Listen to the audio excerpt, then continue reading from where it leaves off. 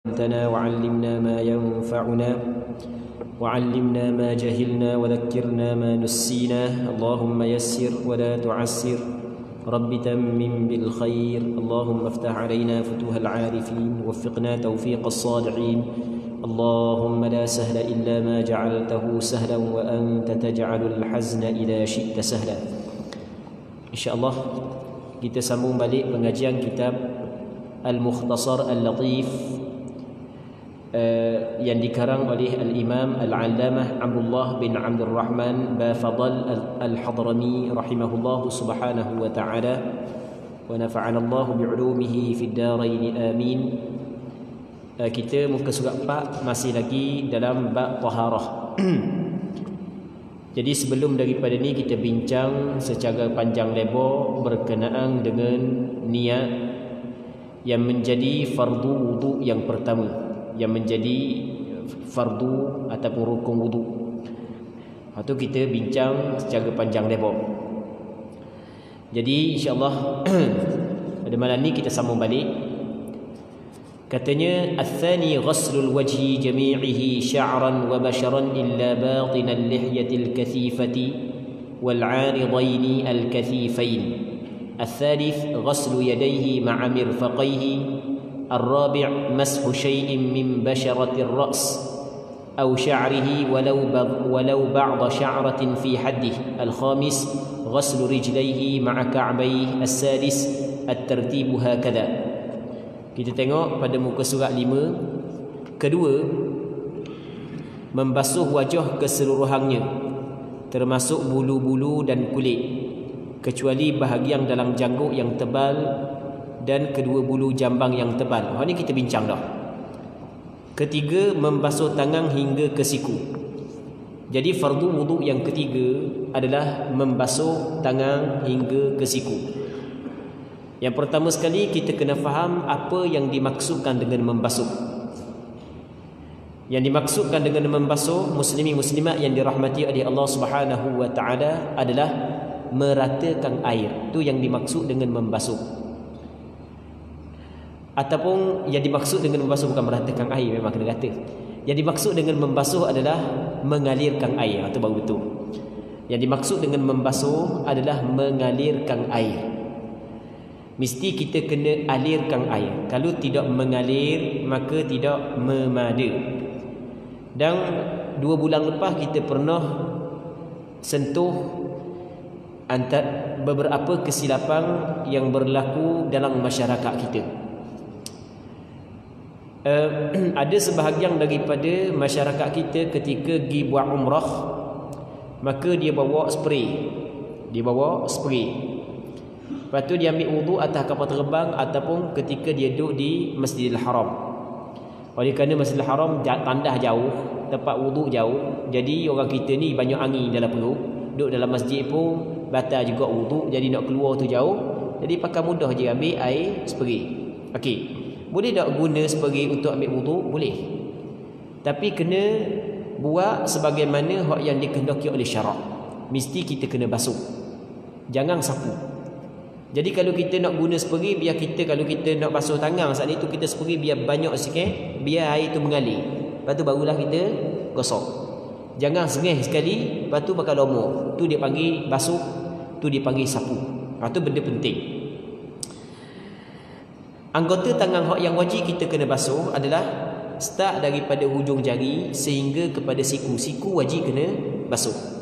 Manakala lebih daripada siku, hak tu tak wajib basuh. Hukum dia adalah sunat sahaja. Keempat, menyapu sebahagian daripada kulit kepala. Okey, kita tahu kepala sebahagian daripada kulit, satu juzuk daripada kulit kepala kita sapu. Yang dimaksud sapu di sini adalah kena air. Sama ada kita ambil air lomor ataupun kita basuh dulu. Boleh belaka. Kita ambil air lomor pun tak apa ataupun kita basuh dulu. Jadi kita lepas daripada mandi tu kita ambil wudu. Jadi kita pakai air hujang. Jadi pakai tadah kepala dulu dengan air hujang tu. Jadi pakai basuh, tak sapu, boleh juga. Cuma hak yang paling afdal adalah sapu, kerana sapulah hak yang dilakukan oleh Nabi sallallahu alaihi wasallam. Okey. Ataupun rambutnya rambut kepala. Buat apa kalau tak mau sapu kulit kepala? Jenis ada rambut, tak ada rambut, sapu atas kulit kepala. Dah kalau hak yang ada rambut, dia sapu atas rambut. Tapi kalau ada orang hak yang kalau orang hak tak ada rambut, dia boleh sapu atas kulit kepala. Tapi kalau orang ada rambut, kalau rambut dia saat itu memang menutupi kawasan kepala, kena sapu atas rambut. Nak sapu atas kulit pun dia payah je kan. Mereka kalau jenis kepala profesor rambut atas ni baru tumbuh depan tak tumbuh. Tak apa, tak sapu atas kulit kepala, pak minyak tu Baik. Walaupun sebahagian daripada seurat rambut, dia sapu rambut dengan syarat rambut saat itu berada dalam hak kepala. Walaupun sebahagian daripada seurat rambut. Jadi walaupun sebahagian daripada surat rambut ni, maksudnya kita ambil surat rambut, kita sapu separuh je, tak apa dah dalam mazhab Imam Syafi'i. Cuma hak tu bukanlah hak yang paling afdal. Dia muslimin muslimat yang dirahmati oleh Allah Subhanahu wa taala, rambut ni kalau kita nak sapu, dia syarat rambut mesti dalam kawasan kepala. Kalau rambut dia panjang, kalau dia lepas tubik daripada kawasan kepala, maka tidak sah. Dia sapu yang keluar daripada kawasan kepala. Baik. Kelima, membasuh kedua-dua kaki sehingga ke buku lali. Kaki kena rata, buku lali kena belaka. Keenam, tertib sebagaimana yang disebutkan. Kena ikut susunan lagu itulah. Basuh muka dulu, basuh tangan, sapu kepala, basuh kaki. Lepas tu selesai wudu. Manakala telinga dia tidak termasuk dalam perkara yang wajib, sunat je telinga. Dia tertib ni muslimin muslimat yang dirahmati oleh Allah Subhanahu wa taala adalah tidak boleh kita mendahulukan satu anggota di atas satu anggota yang lain. Kita kena ikut susunan. Tidak boleh kita basuh ataupun kita buat anggota yang kedua sebelum selesai daripada anggota yang pertama. Sebab itulah apabila lepas daripada kita selesai wudu, ternyata pada anggota kita ada perkara yang menghalang daripada rata air. Contoh, lepas daripada selesai wudu, tengok di tangan kita ada cap. Ada cap yang mana kita yakin cap tersebut kena sebelum daripada kita berwudu. Maka ketika tu kata ulama, kita buang balik cap, lepas tu kita basuh tempat yang ada rata, lepas tu sapu mula kepala, basuh semula kaki. Walaupun tadi kita buat dah. Sebab hak yang kita buat tadi tak jadi. Kita dah habis lagi rata tangan, tiba-tiba kita pergi sapu kepala. Itu maksud dia. Jadi tak ada tertib lah. Jadi kita basuh balik tangan hak yang tepat tak kena air tu. Lepas tu kita sapu kepala, basuh semula kaki.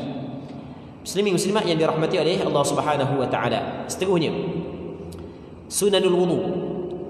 Wa sunanuhu as-siwaku thumma at-tasmiyatu wa ghaslul kaffain thumma al-madmadah ثم الاستنشاق والاستنثار والتثليث ومسح جميع الرأس ثم الأذنين والصماخين وتخليل اللحية الكثيفة وتخليل الأصابع وتطويل الغرة والتحجيل والموالاة وترك الاستعانة في الصب وترك التنشيف بخرقة.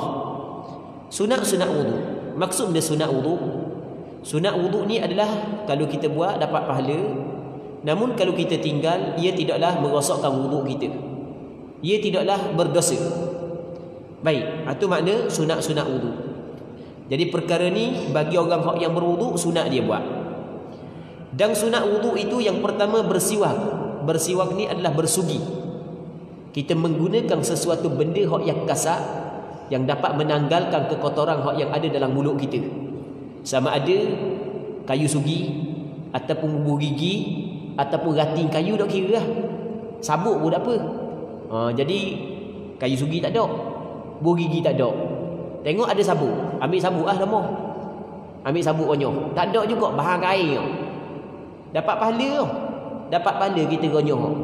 Dia bersiwak ni adalah kita menggunakan sesuatu alat yang dapat menanggalkan kekotoran dalam mulut kita. Muslimin muslimat yang dirahmati oleh Allah Subhanahu wa taala. Itu yang pertama. Yang keduanya adalah membaca basmalah. Membaca basmalah. Basmalah ni adalah ringkasan Bismillahirrahmanirrahim. Bukan membaca basmalah gitu, basmalah. Bukan gitu. Baca bismillah itulah. Bismillah. Baik. Kalau dia ni pada permulaan wuduk, dia baca bismillah adalah pada permulaan wuduk.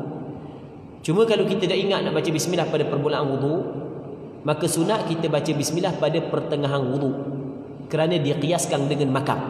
Sunat sebelum daripada makam kita baca bismillah. Baik. Tapi kalau sekiranya seorang tu lupa membaca bismillah pada permulaan makam, tengah di makam, maka sunat dia baca bismillah fi awwalihi wa akhirih ataupun bismillahi awwalahu wa akhirah. Sama juga tengah wuduk, dah ingat nak baca bismillah, tak digaduh sangat. Gaduh sangat. Gaduh nak tengok keputusan siapa Perdana Menteri baru Jadi dah ingat nak baca bismillah, tengah wuduk baru ingat. Maka sunat kita baca bismillahi awwalahu wa akhirahu ataupun bismillahi fi awwalihi wa akhirih. Tapi lepas daripada selesai wuduk baru teringat dak baca bismillah, maka tidak sunat lagi kita baca bismillah. Habis dah masa dia. Baik.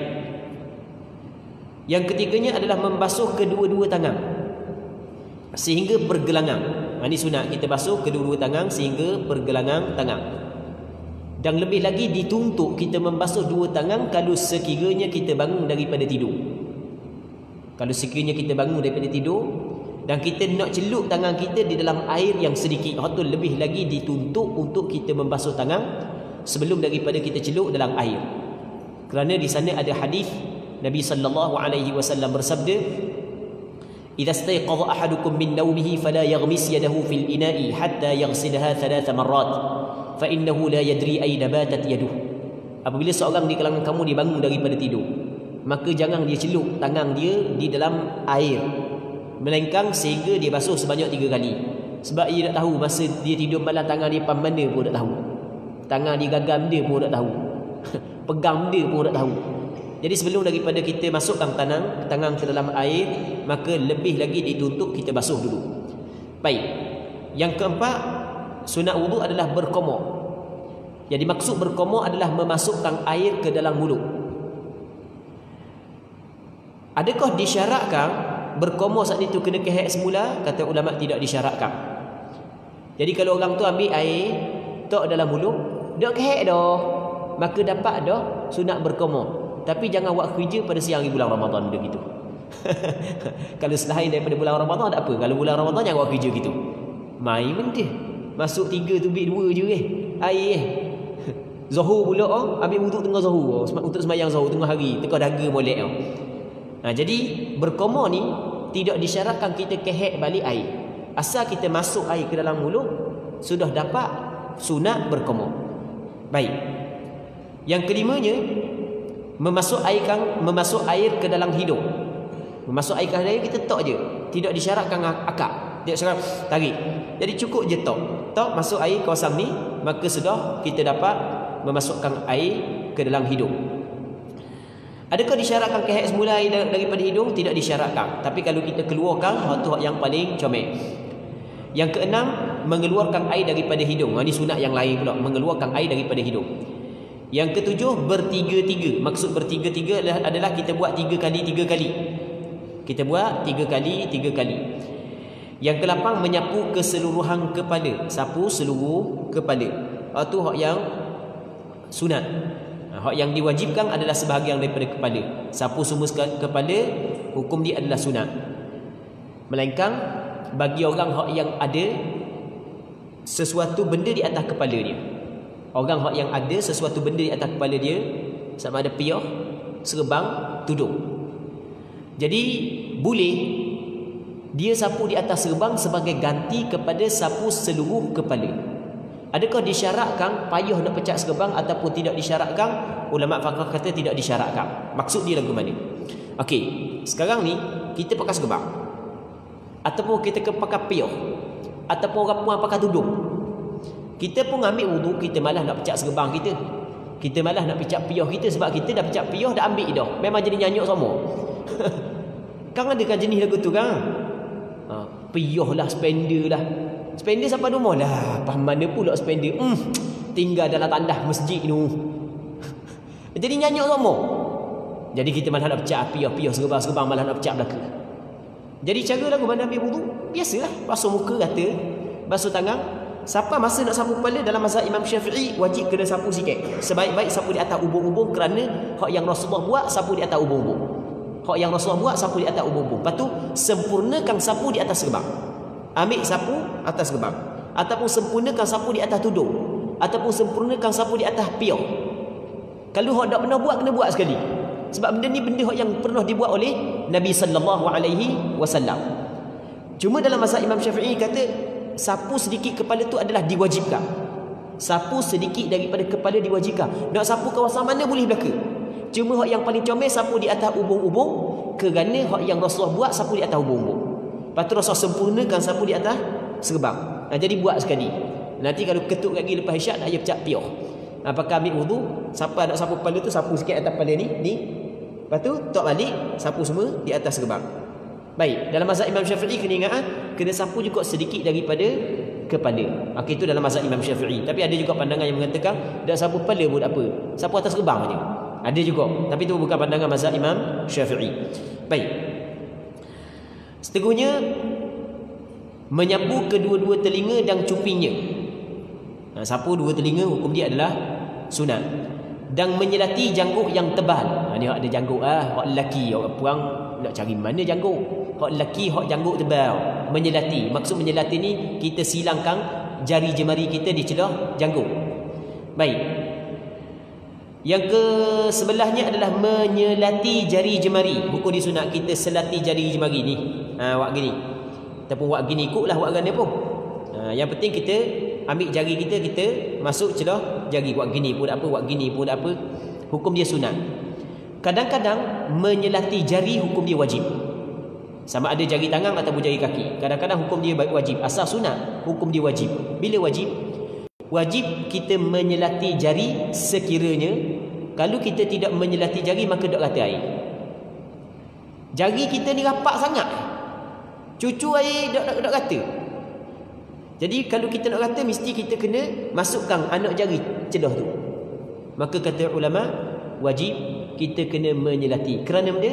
Kerana kita ada satu kaedah yang cukup masyhur, ma la yatimmul wajibu illa bihi fahuwa wajibun. Perkara yang tidak sempurna benda yang wajib melainkan dengannya, maka hukumnya adalah wajib. Biasanya jari tangan jarang, jari kaki. Jari anak rapat sangat Jadi cucu air lagu tu dok masuk celah tu. Mereka kena khebek sikit. Kita kata khebek sikit Maka hukum khebek tu adalah wajib, bukan sunat. Baik. Seterusnya yang kedua adalah melebihkan kawasan basuhan pada muka, tangan dan kaki. Melebihkan kawasan basuhan pada muka, tangan dan kaki. Okey, kita ada muka kawasan wajib. Sunat kita lebih sikit. Sunat kita lebih sikit. Tangan hak yang wajib sini. Sunat kita lebih sampai ke separuh body kita. Kaki hak yang wajib sampai ke buku lali. Sunat kita lebih sampai ke betis. Dah apa sunat gitu? Kerana di sana ada hadis. Yang mana Nabi sallallahu alaihi wasallam menyebut di antara tanda umat Nabi Muhammad sallallahu alaihi wasallam adalah ghurran muhajjalin. Orang hak yang berseri-seri muka, tangan, kaki dari kerana kesang wudu. Kata Nabi sallallahu alaihi wasallam, inna haudhi ab'adu min ailata min adan. Sesungguhnya kolam aku di padang mahsyar di hari kiamat lebih luas daripada Ailah, negeri yang terletak di negara Palestin, dan daripada Adan. Adan satu negeri yang terletak di Yaman. Lebih luas. Lepas tu Rasul ceritalah rasa dia lagu mana, warna dia lagu mana. Lepas tu Rasul pun menceritakan tentang gelah dia. Gelah dia lebih banyak daripada bintang yang berada di langit. Lepas tu kata Rasul, wa inni la asuddun nas anha kama yasuddur rajulu an ibli ghairihi.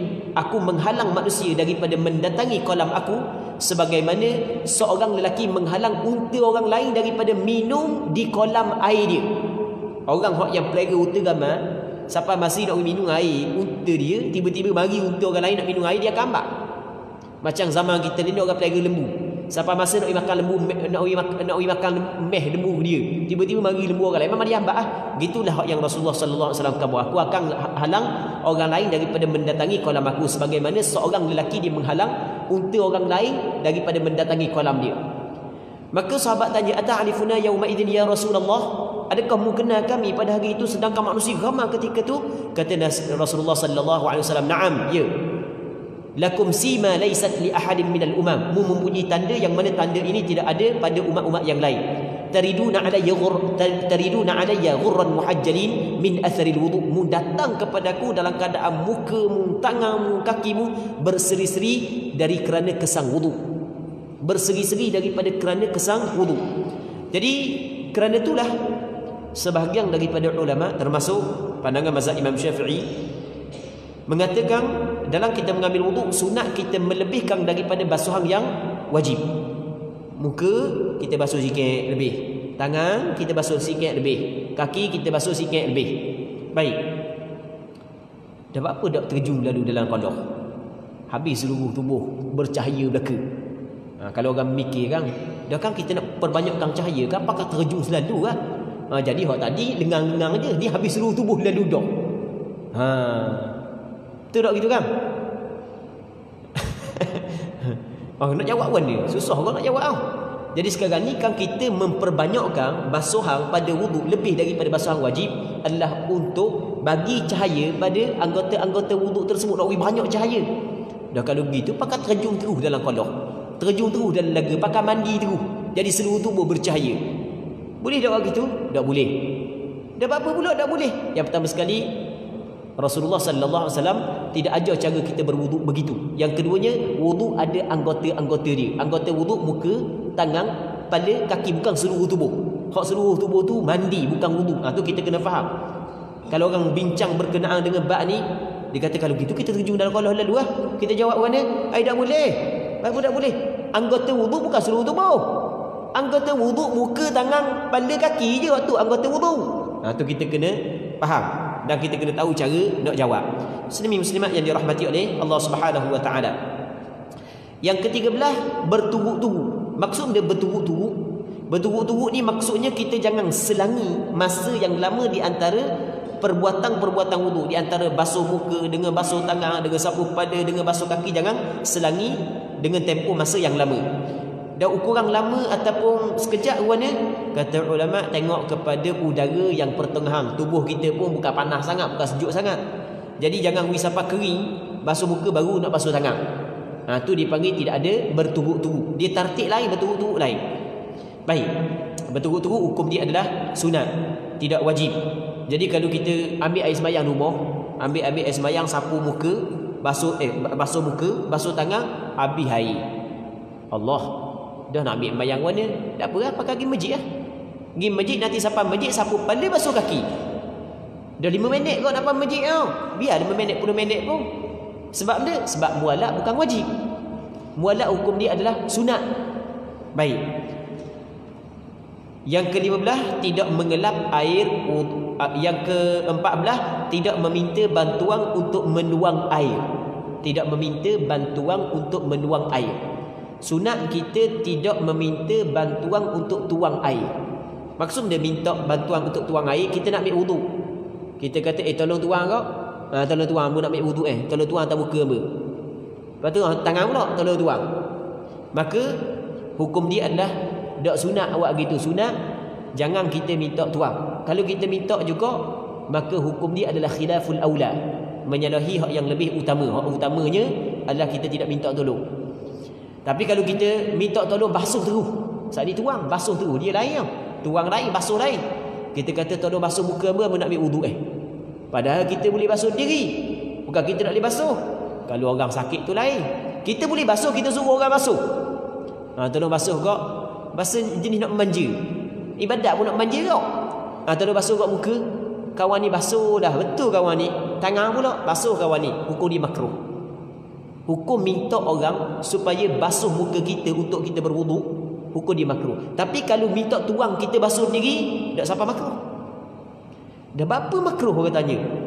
Minta tolong makruh. Kan kita minta tolong orang kata dapat pahala tolong kita, kan kita nak buat ibadat. Dia tak ada masalah, kita buat makruh. Berapa kita makruh? Kerana dalam hal ibadah kita kena utamakan diri kita berbanding dengan orang lain. Dalam hal ibadat kita kena utamakan diri kita. Jadi oleh kerana kita boleh buat diri, apa kita suruh orang? Dalam hal ibadat pandai pula nak suruh orang. Dalam hal dunia dia rebut nak bagi orang. Dalam hal dunia dia rebut nak bagi orang, tapi dalam hal akhirat nak bagi orang dulu baru dia. Tu kita kena faham. Dalam kaedah fiqh menyebut al-itharu bil qurbi makruhun. Mengutamakan orang lain dalam hal ibadah, mendekatkan diri kepada Allah, hukum dia makruh. Kalau kita nak contoh banyak berlaku di tempat kita, kena contoh banyak berlaku. Hak yang kita suruh orang cucur muka kita, basuh muka kita tu jarang berlaku. Hak yang banyak berlaku adalah penosah. Penosah ni banyak Tu imam, dia sah yang pertama tu ada kelebihan. Rasulullah sallallahu alaihi wasallam menyebut bahawasanya kalau sekiranya manusia mengetahui, sekiranya mereka itu mengetahui ada kelebihan pada bang azam dan ada kelebihan pada saf yang pertama, nescaya mereka itu akan berebut, sanggup buat pilihan raya. sanggup mengundi untuk dapatkan sorpang. Jadi sorpang ni ada kelebihan. Masyarakat kita mana? Sebahagian lah. Set masjid pada kurang tak tahu tak tengok lagi. Jadi apabila dia kosong, dua orang, seorang, hak belakang dia tolak orang lain lagi. Dia tak pergi naik diri. Dia tak tahu hukum dia makruh. Makruh je. Jangan faham makruh je. Makruh ni benda sebenarnya makruh. Makruh ni adalah perkara yang dilarang oleh Allah Ta'ala. Cuma larangannya bukan larangan mu'tamad. Makruh ni benda yang Tuhan larang. Jadi benda yang Tuhan larang boleh dikata je. Hak sultan larang kecut batu dah buat. Pula dah. Tengok. Jadi mu kena faham siapa hak yang larang? Allah Taala hak yang larang. Agama hak larang. Tak boleh buat gitu kerja. Kan benda tu benda molek apa? Mu ikut orang ambil kamu benda molek tau. Tu kena ingat tu ramai masyarakat kita buat kerja gitu. Cakap dengan gitu buat kerja gitu. Jadi apabila ada ruang kosong depan, dia dok naik diri, dia todok orang. Biasa waktu dia tolak budak-budak sebenarnya depan. Budak-budak kan budak sangat. Umur 14, 15 dia tolak. Dia malah depan dia duduk belakang. Cadang lepas tu imam balik bisalang tu nak tembul lalu. Dah apa tak ada masalah nak tembul lalu, yang penting semayang je. Zikir bukanlah wajib pun. Lepas daripada semayang wirid bukan wajib pun. Cuma cara hak saat ni tak betul. Sebab dalam hal ibadah kita tidak boleh mengutamakan orang lain. Mesti kita kena utamakan diri kita dalam hal ibadah. Berbeza dengan hal dunia. Dalam hal dunia yang paling afdal, kita kena utamakan orang lain. Katakanlah MPKK nak bagi sumbangan. Contoh, tiba-tiba tinggal lagi. Ada 3 orang. Dia kata ambil kamu aku dah ambil pun tak apa. Hak tu hak paling afdal. Hak tu hak yang paling afdal. Suka kalau MPKK kalau dengar lagu ni. Daripada orang gebuk balok, orang kata MPKK kan sedap tu kan. Ada 3 orang, barang ada lagi. Tak cukup. Dah biar korang dulu kita tak apa utama orang lain. Hak tu yang paling comel sekali dalam bab dunia. Dan ni Allah Taala puji sebahagian daripada sahabat, wa yuthiruna ala anfusihim walau kana bihim khasasah. Mereka itu mengutamakan orang lain berbanding diri mereka itu sendiri dalam hal dunia, walaupun mereka itu mempunyai keperluan. Muslimin muslimat yang dirahmati oleh Allah Subhanahu wa taala. Yang ke-15 adalah tidak mengelap air wuduk dengan kain. Hak tu yang paling comel. Paling comel tidak mengelap air wuduk dengan kain. Sebab dia paling comel tidak lap air wuduk dengan kain, kerana air wuduk saat itu adalah air ibadah. Sebaik-baiknya kita jangan takut dengan ibadah duduk di diri kita. Cuma bukanlah sunat secara mutlak. Kadang-kadang lap hak tu hak yang paling comel. Contoh kita berada di negara sejuk. Kalau duduk lap mungkin akan memberi mudarat kepada kita, maka lebih afdal adalah kita lap. Baik. Ataupun kita duduk demam ambil semayang ketor gitu dah. Kalau duduk gitu kau ketor. Baik, jadi lah tak ada masalah lah. Sebab kita ada masalah. Muslimin muslimat yang dirahmati oleh Allah Subhanahu wa taala. Seterusnya, faslun wa yanqudul wudu'a arba'atu asya'. الأول الخارج من أحد السبيلين القبل والدبر. الثاني زوال العقل بنوم أو غيره إلا نوم ممكن مقعدته من الأرض. الثالث التقاء بشرتي رجل وامرأة كبيرين أجنبيين. الرابع مس قبل الآدمي أو حلقة دبره ببطن الراحة أو بطون الأصابع. Perkara yang membatalkan wudu. Kita ada wudu. Apabila berlaku perkara yang membatalkan wudu, maka batal wudu kita. Kalau kita nak semayang, kita kena ambil wudu semula. Itu maksud perkara yang membatalkan wudu. Tapi semayang yang kita semayang dah, lepas daripada itu terjadi perkara yang membatalkan wudu, kita tidak perlu dah ulang semayang tu. Kalau perlu ulang semayang tu sebab ketuk tak sani, semayang kita semayang dah selesai dah dengan wudu tersebut. Payah memang tak boleh semayang semua kita. Okey, boleh faham kan? Ke tak faham? Faham kan? Jadi maksudnya apabila berlaku perkara yang membatalkan wuduk ketika kita ada wuduk, maka kalau kita nak semayang, maka kita kena ambil wuduk semula. Hak yang semayang, hak yang lepas dah, hak yang kita buat sebelum daripada terjadi kira sah. Itu maksud dia. Katanya terbatal wuduk dengan 4 perkara. Bukan mesti kena ada 4-4 Bukan mesti kena ada 4-4. Terjadi salah satu daripada 4 perkara ni batal dah wuduk. Bukan mesti kena ada 4-4. Yang pertama, keluar sesuatu pada salah satu daripada 2 jalan, qubul dan dubur. Jadi apabila keluar sesuatu daripada qubul ataupun daripada dubur, sama ada sesuatu tu adalah benda ataupun angin, maka ia membatalkan wudu. Melainkan dalam mazhab Imam Syafi'i mani tidak membatalkan wudu. Nanti kita akan perincikan. Kalau perinci sungguh rasanya maksud habis bab ni je malam ni. Habis bab perkara yang membatalkan wudu. Okey. Jadi apabila keluar sesuatu daripada kemaluan kita, qubul ataupun dubur. Qubul tu hak depan, dubur tu punggung tu, maka batal wudu. Sama ada hak yang keluar saat itu benda ataupun angin. Angin hak yang biasanya kita ketuk lah, kita kata ketuk batal wudu. Cuma ada serangi hak yang berlaku kepada orang puang. Orang puang ada juga hak yang jenis benda kentuk farak. Orang puang ada kentuk farak. Adakah ia membatalkan wudu ataupun tidak? Dalam mazhab Imam Syafi'i, kentuk farak ia membatalkan wudu. Kerana di sana ada hadis Nabi sallallahu alaihi wasallam, kata Rasulullah, la wudu'a illa min sautin wa rihin. Tidak ada wuduk melainkan daripada suara dan angin. Rasul kata tidak ada wuduk melainkan daripada suara dan angin. Jadi angin kena wuduk juga. Jadi secara mutlak, tanpa mengikatkan angin itu keluar daripada qubul ataupun dubur. Maka secara umumnya dalam mazhab Imam Syafi'i dia kata kalau perempuan kentuk melalui farak, ia membatalkan wuduk. Ada sebahagian daripada orang puang, tambah-tambah yang jenis beranak ramai, ada semua keluar angin melalui kemaluan depan dia, maka ia membatalkan wuduk. Dan kalau terlalu kerik sangat, seminit dari mana angin tak tahu, kuat sangat kali makan angin. Jalan kuat sangat, seminit sekali. Jadi kalau nak semayang memang tak dang lah. Okey, perempuan tersebut dinamakan sebagai perempuan daimul hadath. Perempuan yang berkekalan hadas, dia ada hukum yang khusus, maka dimaafkan untuk dia kalau sekiranya keluar perkara tersebut. Tapi kalau sempat tempoh berhenti itu untuk dia menyelesaikan sembahyang, maka dia kena cari waktu tersebut untuk sembahyang dalam waktu itu. Mesti kena cari waktu yang tidak keluar angin untuk dia mengerjakan sembahyang. Muslimin muslimat yang dirahmati oleh Allah Subhanahu wa taala. Dalam mazhab Imam Syafi'i, mani ia tidak membatalkan wuduk mani walaupun keluar daripada kemaluan. Dan warna mani tidak membatalkan wuduk. Okey, kita buat contoh. Kita buat contoh. Dia dengar, dia pun dah dengar kan duduk ini, bukan duduk tidur datang dengar letih sangatnya tidur di antara maghrib dengan isyak tidur. Tengah-tengah tidurnya mimpi dok sekarang. Duk dalam majlis ilmu lagi, dalam masjid lagi, kuat benar nafsu. Nya makan ubat mendih tak tahu. Nya mimpi dok sekarang dalam tidur. Basah terus dalam masjid je jadi dok sekarang. Sebagai contoh, masa dia tidur kan dia ada wuduk kan? Tidur dalam keadaan duduk ia tidak membatalkan wuduk. Tubik mani, bangun berjeruk, Allah sudahlah awak tak tahu tubik je. Sudahlah. Batal tak wuduk, tak batal wuduk.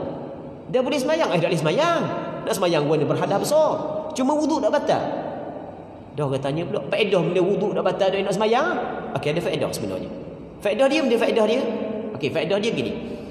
Nanti apabila kita mandi wajib, selesai daripada mandi wajib, kita tidak ambil wuduk. Orang yang mandi wajib, kalau dia tidak ambil wuduk selepas daripada mandi wajib, ulama berbeza pandangan. Ada pandangan ulama mengatakan terangkat juga hadas kecil dia, bukan setakat hadas besar saja terangkat, hadas kecil dia terangkat. Ini pandangan majoriti ulama. Dan pandangan ini adalah pandangan mu'tamad yang difatwa dalam mazhab Imam Syafi'i. Kita apabila kita mandi wajib, lepas daripada kita mandi wajib selesai, tak perlu kita ambil wuduk, terus kita boleh sembahyang. Tak perlu kita ambil wuduk. Cuma jangan lepas daripada ambil mandi wajib pergi kecing pula, batal wuduk tu. Jangan pergi pegang kemaluan pula, pergi kebek situ kebek sini lepas daripada mandi wajib. Tu batal pula sebab pegang. Sekarang ni kita tidak buat perkara yang membatalkan wuduk, sebab ada tengah mandi ataupun lepas daripada mandi. Maka lepas daripada mandi tak perlu ambil wuduk, terus kita sembahyang. Pandangan majoriti ulama fiqh, termasuk pandangan mu'tamad dalam mazhab Imam Syafi'i, apabila orang tu mandi wajib terangkat hadas besar serta hadas kecil. Namun ada pandangan yang kedua. Pandangan yang kedua mengatakan tidak terangkat hadas kecil, bukan terangkat hadas besar, mesti dia kena ambil wuduk pula lepas daripada mandi. Melainkan kalau dia ada wuduk sebelum daripada dimandi. Okey, boleh faham kan? Maksudnya wuduk dia tidak batal. Jadi orang yang wuduk tidak batal, dia pergi mandi wajib, dia tidak melakukan perkara yang membatalkan wuduk ketika mandi dan selepas daripada mandi. Lepas tu lepas daripada mandi dia tidak ambil wuduk, terus pergi sembahyang, sepakat ulama mengatakan sah. Okey, boleh faham? Kalau dia tak ada wuduk, dia mandi wajib saja, maka berlaku khilaf. Majoriti ulama kata sah, tak perlu ambil wuduk bulat, tapi ada pandangan sebahagian ulama kata perlu kena ambil wuduk. Okey, itu faedah dia. Muslimin muslimat yang dirahmati oleh Allah Subhanahu wa taala.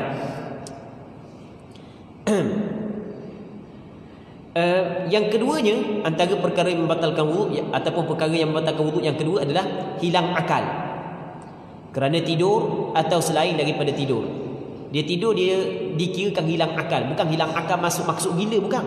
Yang hilang akal ni dia lebih umum daripada gila. Gila masuk hilang akal. Lepas tu tidur pun masuk hilang akal.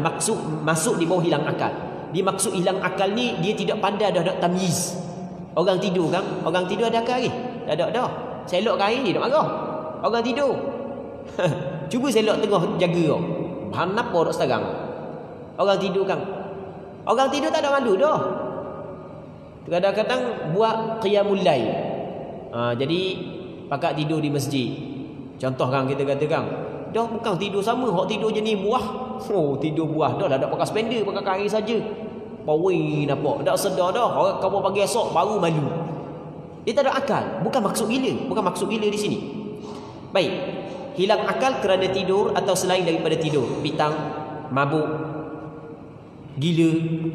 Kecuali tidur yang tetap papang punggungnya di atas lantai. Tidur dalam keadaan duduk. Maka hal tu tidak batal wuduk.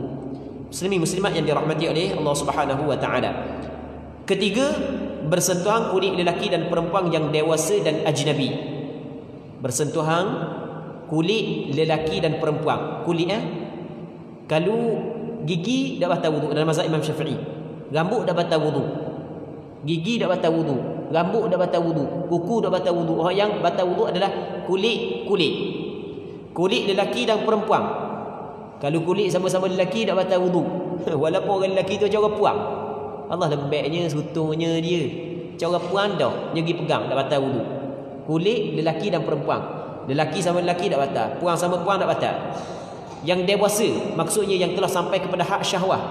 Kalau seorang tu kecil, seorang tu besar, tak batal. Ataupun kedua-dua kecil, lebih lagi tak batal. Dah kedua kecil nak ambil wuduk mana? Budak-budak lagi, tidak mayit lagi. Dan ajnabi, apa makna ajnabi? Tidak ada hubungan mahram. Dia orang lelaki dengan orang perempuan, ada hak yang mempunyai hubungan mahram, ada hak yang tidak mempunyai hubungan mahram. Apa makna mahram? Mahram ni haram nikah, tak boleh nikah. Tu makna mahram. Mahram ni adalah perempuan yang haram kita nikah dengan dia. Yang dimaksud dengan mahram di sini adalah mahram muabbad, mahram selama-lama. Dia di sana ada mahram muaqqat. Orang puan ni haram kita nikah dengan dia, tapi hanya sementara sahaja. Tu tak kira tu. Perempuan mahram muaqqat dia termasuk dalam ajnabi, perempuan ajnabiyah. Mana pula perempuan mahram muaqqat? Mahram kita tapi mahram sementara je. Okey, contoh orang puang tu tak ada sakut paut dengan kita, bukan keluarga kita, bukan adik-beradik susuang kita, tak ada sakut paut. Tapi dia bini orang dah. Memang dulu kita gila ke dia? Kita ingat dia gila kat kita, tiba-tiba nikah dengan orang lain. Boleh tak kita nak nikah dengan dia pula? Tak boleh. Sebab dia isteri orang. Dia adalah mahram kita, tapi mahram hanya bersifat sementara sahaja. Hukum dia adalah ajnabiyah. Apabila dia bercerai daripada tok lelaki dia ataupun tok lelaki dia mati, apabila habis dah iddah, maka boleh kita nikah dengan dia. Kalau dia kenal dah, dia kenal nak awak ni. Ni masalah kalau dia kenal boleh kita nikah. Tu kata-kata boleh, bukan mesti. Baik. Contoh lagi, kita kenal tu anak Cina. Dah lepas daripada kerajaan adik ipar jatuh ni, kenal anak Cina pula sebagai contoh. Contoh je lah. Baik. Dia dah masuk Islam lagi. Boleh tak kita nak nikah dia? Tak boleh. Sebab tidak boleh kita orang lelaki berkahwin dengan musyrikah yang selain daripada ahli kitab. Manakala ahli kitab ada perbincangan dia. Tak boleh. Kalau kita nak nikah dengan dia, suruh dia masuk Islam, mengucap 2 kalimah syahadat.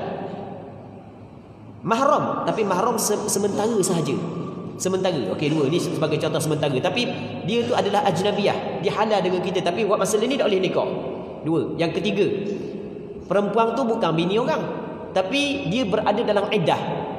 Tok lelaki dia cerai talak 3, tak habis lagi iddah dia. Ataupun tok lelaki dia mati, berada dalam iddah. Tak boleh. Tak boleh nikah dengan dia. Berapa dah?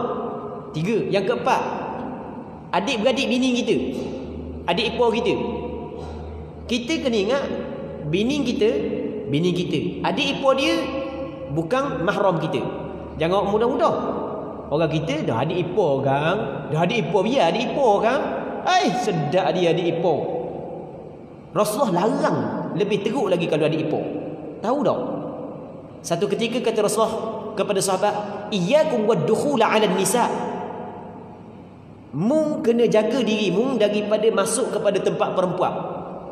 Maka sebahagian daripada sahabat tanya Rasulullah, afara'aitumul hamwa? Rasulullah, apa pandanganmu kalau perempuan itu adalah ipar? Kata Rasulullah, alhamul maut. Kata Rasulullah, ipar itu mati. Rasulullah kata ipar itu mati.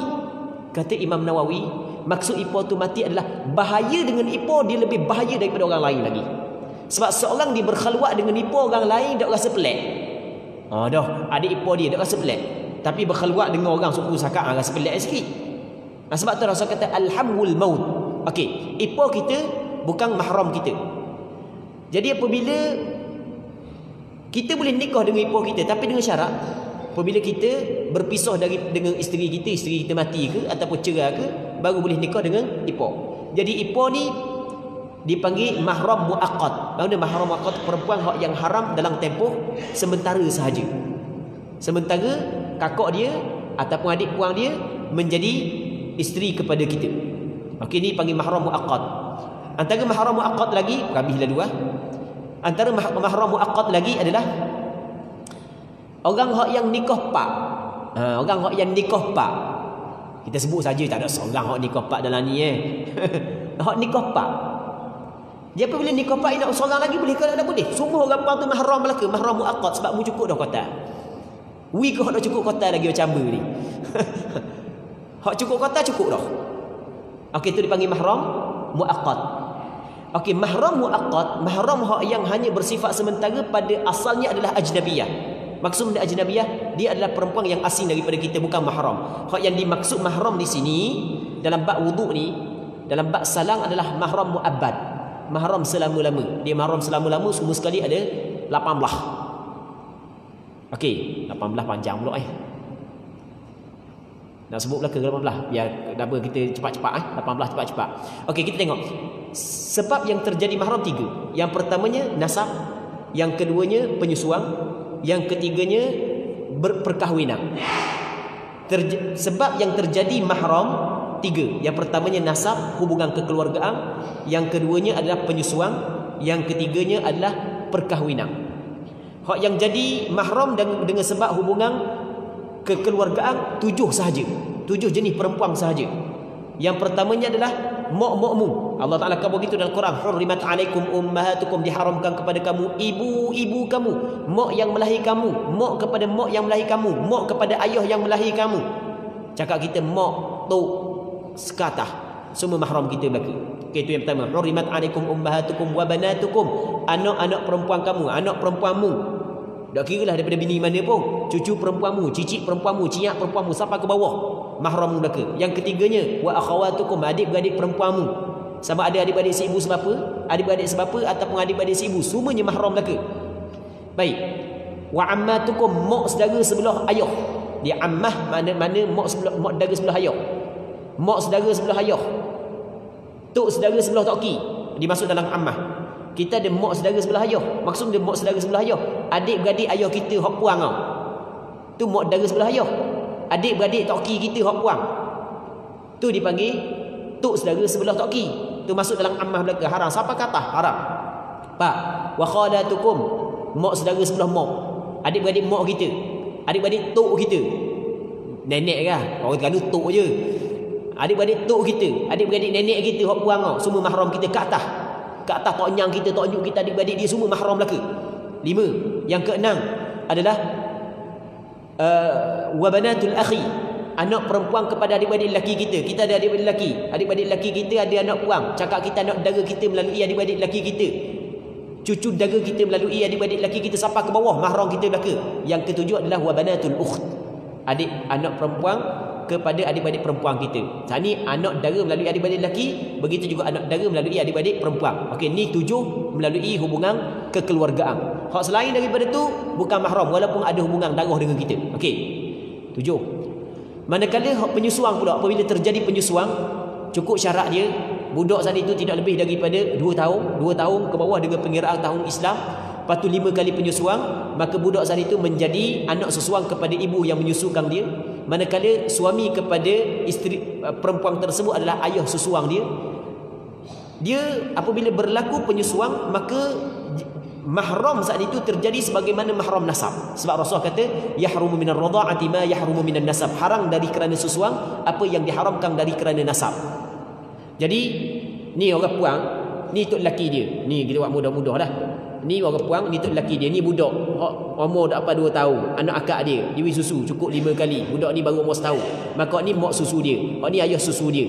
Mak kepada hak ni tok susu dia. Ayah kepada hak ni toki susu dia. Ni tok susu dia, toki susu dia sebelah ayah. Hak ni tok dengan toki sebelah mak. Adik-beradik hak ni mak dara susu. Adik-beradik hak ni adalah sama juga mak dara susu. Benda lagi yang boleh kita cerita. Okey, anak hak ni pula adik-beradik susu. Anak kepada cucu kepada orang ni adalah anak dara susu. Sama dengan saat ni 7 saat ni. Jadi 14. Nak reka-reka je ni kalau panjang, kalau bincang secara panjang lebar dah pula masa. Okey, jadi 14 dah. Tinggal 4 lagi. Siapa 4 lagi? Allah Taala kata, "Wala tankihu ma nakaha aba'ukum minan nisa'i illa ma qad salaf." Mu jangan nikah dengan perempuan yang telah dikahwini oleh ayah-ayahmu. Ayahmu maksudnya mak tiri kita. Tok kimu, tok tiri kita. Nikah pula seorang lagi tok tiri kita. Sebagai contoh, tok tiri kita, mahram kita selama-lama, walaupun cerai, walaupun mati dah. Baik, mati dah tok tiri kita lah. Tok tu dah mati lagi ya. Kalau tok mati tak ada nak cerita benda. Tak ada hubungan dah dia mati dah. Ni hak yang masih lagi ada tok tiri kita mati dah kita katanya. Okey, itu yang pertama. Yang keduanya adalah wa ummahatun nisaikum, ibu-ibu kepada isteri kamu. Maksudnya ibu kepada isterimu, mak tuamu, mak kepada mak tuamu, mak kepada mak tuamu sampai ke atas. Manakala mak saudara kepada bini kita bukan mahram. Okey, 2 dah. Yang ketiga adalah wa halailu abnaikum, dan perempuan-perempuan yang menjadi isteri kepada anak-anakmu, natumu hak puang. Mu ada anak lelaki nikah, natumu hak puang, natu anak ke natu cucu ke natu cici, semuanya mahram kita belaka. Okey, 3. Yang keempatnya adalah wa rabaibukum allati fi hujurikum min nisaikum allati dakhaltum bihin. Anak tiri mu hak yang mu telah bersetubuh dengan mak dia. Tapi fa illam takunu dakhaltum bihin fala junaha alaikum. Tapi kalau mu dak setubuh lagi dengan mak dia, nak kepada anak pula, nikah dengan mak, tengok anak comel lagi, dak nak setubuh mak, cerai mak, ambil anak. Memang daripada sudut moral tu dak comel dah. Kita dak cakap bab moral ni, kita cakap bab hukum. Nikah dengan mak, Allah, anak dia baru balik cuti, comelnya anak dak jadi yang mak. Nak kanak pula, bini dia kata tak apa, yang penting demo jadi keluarga kita je. Contoh je. Boleh ke tak boleh? Tapi syarat sebelum setubuh. Tapi kalau lepas daripada setubuh dah, tak boleh. Okey. Itu 18 hak yang jadi mahram kepada kita. Jadi kalau sentuh salah satu daripada 18 ni, dah batal wudu. Hak yang lain daripada 18 ni batal wudu. Baik. Muslimin muslimat yang dirahmati oleh Allah Subhanahu Wa Taala, dah kita nak baca sikit lagi. Biarlah kita berhenti sini dulu untuk malam ni. InsyaAllah kita sambung pada bulan-bulan yang akan datang, bulan-bulan akan datang kalau sekiranya dipanjangkan umur. InsyaAllah kita rasa sedang lagi sebelum puasa. Bulan 4 rasanya sedang lagi sebelum puasa. InsyaAllah kita sambung sebulan. Lepas tu kita buka soalan sekejap kalau sekiranya ada. Kalau tak ada, berhenti dulu. Ada nak tanya benda?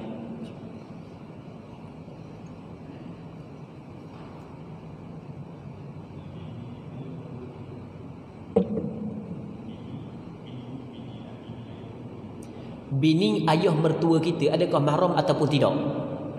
Bini ayah mertua kita, dia bini ayah mertua kita dia dua. Dia dua. Kemungkinan mak mertua kita, kemungkinan mak mertua tiri.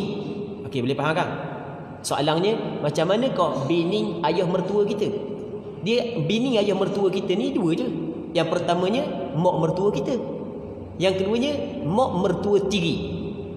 Allah sakang ayah tua kita nyawa balik pula orang muda seorang lagi. Okey, tu mak tua tiri. Soalannya, lagu manakah kita dengan mak tua tiri kita? Okey, hubungan kita dengan mak tua tiri kita bukan mahram. Dia adalah ajnabiyah. Itu kita kena jaga. Mak tua tiri kita bukan mahram.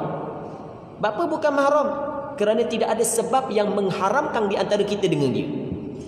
Tidak ada sebab yang mengharamkan di antara kita dengan dia. Itu kita kena tahu. Wallahu a'lam. Ada soalan lain lagi? Tak ada, kita berhenti dululah. Wallahu subhanahu wa ta'ala a'la wa a'lam. Sallallahu wasallam wa baraka ala sayyidina Muhammad wa ala alihi wa sahbihi ajma'in. Walhamdulillahi rabbil alamin.